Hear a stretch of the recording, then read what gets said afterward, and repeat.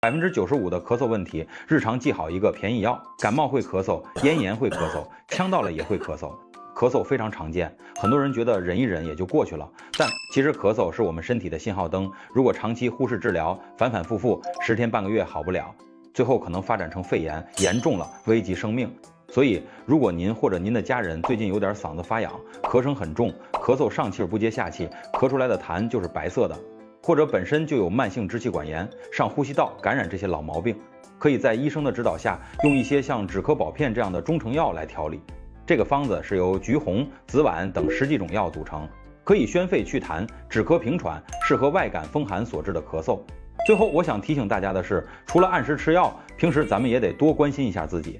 有空打打太极、散散步，身体底子好了，免疫力上来了，自然就不容易生病了。